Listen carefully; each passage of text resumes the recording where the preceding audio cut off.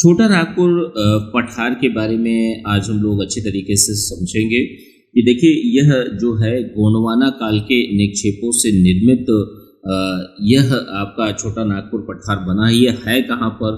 ये देखिए मध्य उच्च भूमि का भाग माना जाता है। जैसे भारत ये है, ठीक है, तो ये आपका उड़ीसा है, ये पश्चिम बंगाल है, ये आपका झारखंड है। तो झारखंड और पश्चिम बंगाल में थोड़ा सा भाग ये है, ये आपका छोटा नागपुर पठार माना जाता है। ठीक है, दो जगहों पर है, पश्चिम बंगाल और झारखंड में विस्तृत है ये। यहाँ से जैसे छोटा नागपुर पठार है, ये वाला पोर्शन है, पूर्वी घाट वाला एरिया है। तो प्रमुख नदियाँ यहाँ पर कौन सी हैं? तो महानदी है, सोन नदी है, स्वर्णरेखा नदी है, दामोदर नदी है। महानदी जो है, जैसे मान लीजिए छोटा नागपुर पठार ये है, तो महानदी दक्षिण की सीमा बनाती है। नीचे से ये महानदी गई है, ठीक है, दक्षिणी सीमा आपके महानदी बनाती है। और दक्षिण पूर्व की, ध्यान रखिएगा, दक्षिण पूर्व किसको कहा जाएगा? ये वाला पोर्शन, ठीक है। तो दक्षिण पूर्व की ओर इसका प्रवाह माना जाता है, ठीक है, किसका? ये जो आपका छोटा नागपुर पठार है। राजमहल की पहाड़ियां उत्तरी सीमा बनाती है। तो अब ये ऊपर वाला सीमा जो बनाती है, राजमहल की पहाड़ियां बनाती है। बीच में आपका छोटा नागपुर पठार है।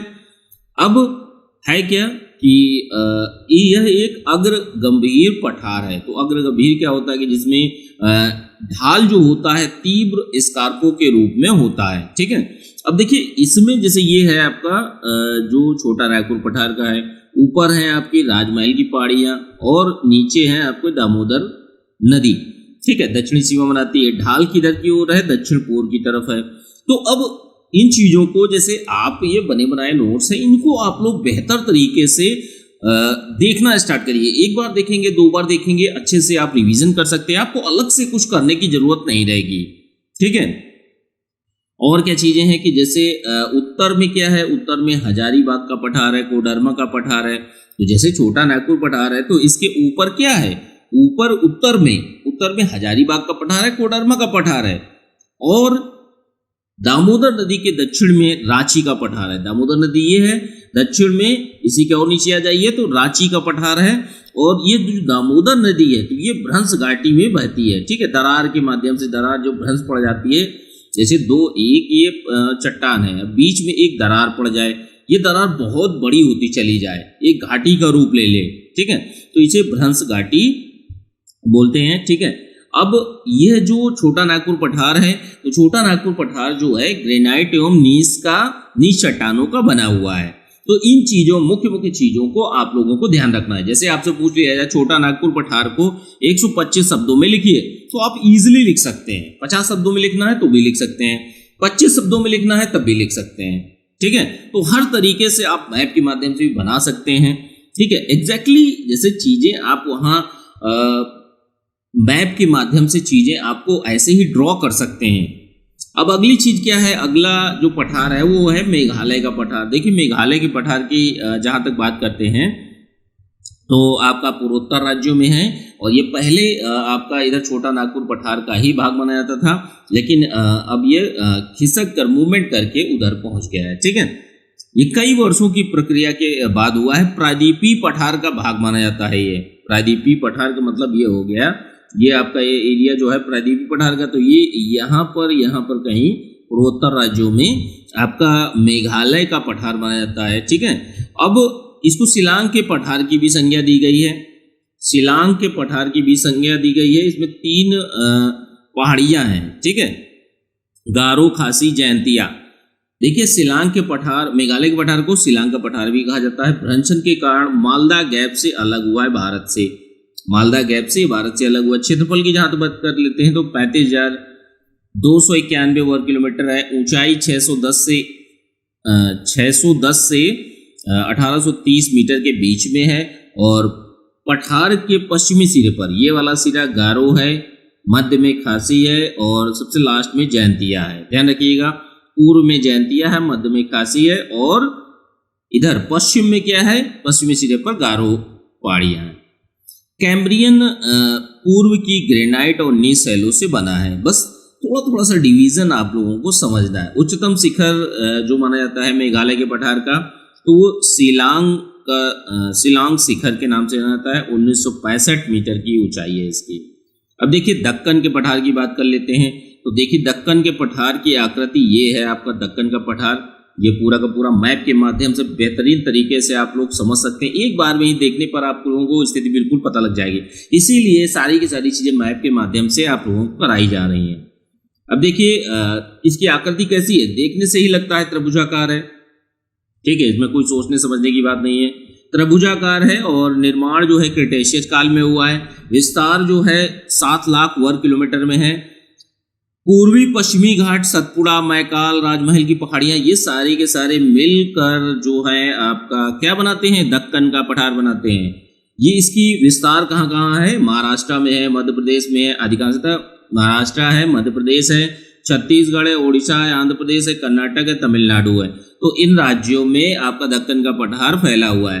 लावा से बना हुआ, ध्यान रखिएगा, लावा के निक्षेप जो हैं 2000 मीटर से भी गहरे हैं। मतलब जैसे लावा के कारण निक्षेप हुआ है और इसी में बहुत गहरे गहरे निक्षेप पाए जाते हैं। अब देखिए आधार जो है, जो दक्कन का पठार है, तो इसका बेस जो है प्राचीन रवेदार शैलों से बना हुआ है। इसमें देखिए लावा है, तो लावा में कभी भी जीवाश्म हो नहीं सकते, ये आप भी जानते हैं। ठीक है, ज्वालामुखी का उद्गार से जो लावा निकलता है तो उसी से निर्मित होती हैं चीज़ें। तो जीवाश्म रहित है, ग्रेनाइट, नीस, बेसाल्ट, चूना पत्थर, क्वार्टजाइट जैसी शैलों से बना हुआ है। दक्कन के पठार को विभाजन करने पर हम देखते हैं तो कौन कौन से दक्कन के पठार के अंतर्गत आती हैं चीज़ें। देखिए सतपुड़ा है महाराष्ट्र, सतपुड़ा की पहाड़ियाँ हैं, महाराष्ट्र का पहाड़ियाँ हैं, और महानंदा का बेसिन है, उड़ीसा की उच्च भूमि है, और दंडकारण्य है, तेलंगाना का पठार है, कर्नाटक का पठार है, और उसके बाद तमिलनाडु का पठार है, पश्चिमी घाट है, पूर्वी घाट है। ये पूरा का पूरा मिलकर क्या बनाते हैं, आपका दक्कन का पठार कहलाता है। ठीक है, ध्यान रखिएगा। तो अब एक एक करके हम लोग चीज़ों को देखना स्टार्ट करेंगे। सबसे पहले क्या है, सतपुड़ा श्रेणी। सतपुड़ा श्रेणी जो है आपका इस जगह पर आपकी इधर नर्मदा और ताप्ती नदियों के बीच में आपकी सतपुड़ा श्रेणी पाई जाती है। देखिए नर्मदा और ताप्ती नदियों के बीच में है। मैकाल महादेव पहाड़ियों के रूप में नागपुर पठार तक फैली हुई है। यानी का मतलब ये है कि इसका विस्तार कहाँ तक है, नागपुर पठार तक है। जैसे मैकाल और महादेव इसी की श्रेणियां मानी जाती, सतपुड़ा की ही। पूर्वी सीमा जो है राजमहल की पहाड़ियां हैं। जैसे इसकी पूर्वी सीमा, ये वाली सीमा जो है राजमहल की पहाड़ियां हैं, और बेसाल्ट ग्रेनाइट चट्टानों से यह बनी है सतपुड़ा की श्रेणी। औसत ऊंचाई की जहाँ तक बात करते हैं 770 मीटर है, 770 मीटर है। मैकाल का देखिए सर्वोच्च, मैकाल का सर्वोच्च जो है चोटी है वो आपका सतपुड़ा की दूसरी मुख्य चोटी है अमरकंटक, ध्यान रखिएगा। ठीक है, अब अमरकंटक से ही सोन नर्मदा नदियाँ निकलती हैं। तो ये कुछ मुख्य मुख्य बातें हैं सतपुड़ा श्रेणी के बारे में। सतपुड़ा श्रेणी के बारे में अगर 25 शब्दों में 50 शब्दों में लिखने को आए तो आप इजीली लिख सकते हैं। ठीक है, छोटी छोटी ही चीज़ें। 25 शब्दों में आपसे क्या पूछेगा, 25 शब्दों में यही तो पूछ सकता है ना कि थोड़ी सी विशेषता बताइए या इनके बारे में टिप्पणी करिए। अब देखिए महाराष्ट्र के पठार की बात कर लेते हैं। तो देखिए महाराष्ट्र का पठार जो है कोंकण व सह्याद्री को छोड़कर संपूर्ण महाराष्ट्र में है। ध्यान रखिएगा, ये वाला रीजन जो है पश्चिमी घाट जो है, ठीक है, सह्याद्री पश्चिमी घाट को कहते हैं, और जो कोंकण तट है, गोवा का तट, तो उसको छोड़कर बाकी संपूर्ण महाराष्ट्र में जो है महाराष्ट्र का पठार पाया जाता है। अधिकांश क्षेत्र में दक्कन की शैलें हैं। मतलब इसमें क्या है, अधिकांश क्षेत्र में महाराष्ट्र के पठार में दक्कन की शैलें हैं। वर्धा वेनगंगा बेसिन में आर्कियन नीस किनारों पर धारवाड़ और कहीं कहीं कुड़प्पा व विंध्यन शैलों से निर्मित है यह पठार, महाराष्ट्र का पठार। तो इनमें सारे के सारा कॉम्बिनेशन इसमें मिलता है, ध्यान रखिएगा। आर्कियन नीस का भी मिलता है, धारवाड़ का भी मिलता है, कुड़प्पा का भी मिलता है, विंध्यन का भी मिलता है। असममित घाट है, असममित मतलब समान घाट नहीं है। कहीं पर खटा है, कहीं पर कटा फटा है, कहीं पर ऊंचा है, कहीं पर नीचा है। तो इस तरीके से ढाल जो है, ढाल दक्षिण की ओर मंद है, ध्यान रखिएगा। नीचे की ओर मंद है, ऊपर की ओर बहुत तेज है। ठीक है, सतपुड़ा की ओर तीव्र है। तो जैसे महाराष्ट्र के बाद सतपुड़ा की ओर अगर देखेंगे, जैसे ये आपका महाराष्ट्र का पठार है, ऊपर है सतपुड़ा का, तो इधर की ओर देखेंगे तो आपका उत्तर की ओर कैसा है, तीव्र ढाल हो जाता है, और अगर दक्षिण की ओर देखेंगे तो बहुत ही ज्यादा मंद ढाल है। ठीक है, ध्यान रखिएगा। अब महाराष्ट्र के पठार की श्रेणियों को देख लेते हैं कि कौन कौन सी श्रेणियां हैं। तो देखिए, इसमें अजंता की पहाड़ियां आती हैं, गोदावरी घाटी आती है, अहमदनगर बालाघाट का पठार आता है, भीमा बेसिन आता है, महादेव उच्च भूमि आती है। तो ये सारी की सारी चीजें जो हैं महाराष्ट्र के पठार के अंतर्गत आती हैं। कुछ श्रेणियां भी आती हैं। ये तो पठार हो गए, अब कुछ श्रेणियां भी हो गई कि जो महाराष्ट्र के पठार के अंतर्गत आती हैं। कि जैसे देखिए, जैसे ये मान लीजिए पूरा का पूरा महाराष्ट्र का पठार है, तो इसी में छोटी छोटी पर्वत श्रेणियां होती हैं। तो इसी में जैसे मान लीजिए ये है बालाघाट श्रेणी, हरिश्चंद्र श्रेणी हो गई, ये आपकी सतमाला श्रेणी हो गई। तो ये अलग अलग जगहों पर इस तरीके से विस्तारित हो। तो 3 श्रेणियां पाई जाती हैं, बालाघाट श्रेणी, हरिश्चंद्र श्रेणी, सतमाला श्रेणी। ठीक है, अब उसके बाद देखिए महानदी बेसिन। महानदी बेसिन की बात करते हैं तो छत्तीसगढ़ का मैदान भी कहते हैं, ध्यान रखिएगा। छत्तीसगढ़ कहाँ है आपका, ये आपका तमिलनाडु हो गया, ये आंध्र प्रदेश, ये उड़ीसा, इधर झारखंड, और ये वाला जो मैदान कहलाता है छत्तीसगढ़ का, तो ये मैदान जो है छत्तीसगढ़ का मैदान या महानदी बेसिन भी कहलाता है। आर्कियन नीस के ऊपर कोडप्पा की अवसादी शैलें इस पर बिछी हुई हैं।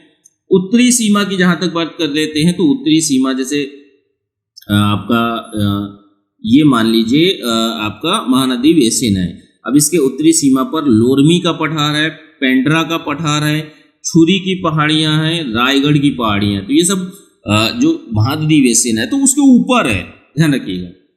अब पश्चिमी सिरे पर, ये वाले सिरे पर, पश्चिमी सिरे पर मैकाल श्रेणी है, दक्षिणी सिरे पर, ये वाले सिरे पर राजहरा श्रेणी है। ठीक है, राजहरा श्रेणियां हैं। ठीक है, तो ये आपका महानदी बेसिन हो गया।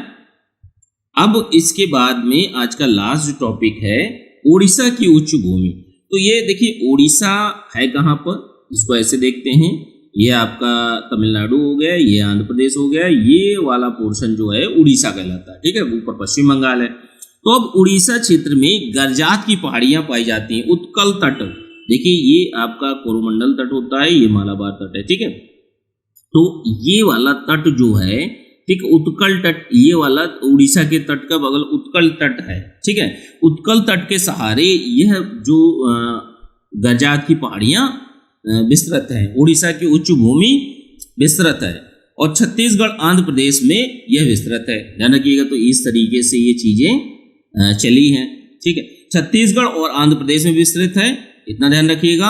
और इसका विस्तार जो है 89,078 वर्ग किलोमीटर पर एरिया में फैला हुआ है। 2 भाग हैं इसके, दंडकारण्य का पठार और दंडकारण्य घाट, 2 भागों में बटा हुआ है उड़ीसा की उच्च भूमि।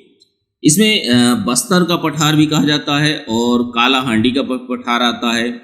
उत्तर पश्चिम की ओर देखेंगे तो कांकेर बेसिन आता है, और दक्षिण पश्चिम भाग में मलकानगिरी का पठार आता है। तो ये कुछ मोटी मोटी चीजें हैं उड़ीसा की उच्च भूमि की। ठीक है, तो इसको आप लोगों ने समझा। और अब हम लोग कल के डेट के लेक्चर में हम लोग आगे की चीज़ों को अच्छी तरीके से देखेंगे। बाकी जो बची हुई डिवीज़न है, जो दक्षिण के पठार को हम लोग देख रहे थे, दक्षिण के पठार में हम लोगों ने उड़ीसा के पठार तक देख लिया है। ठीक है, ध्यान रखिएगा, उड़ीसा के पठार तक, फिर उसके बाद दंडकारण्य और तेलंगाना का, कर्नाटक का और तमिलनाडु का। ठीक है, इन सारी चीज़ों को अगले वाले लेक्चर में कंप्लीट करेंगे। ठीक है।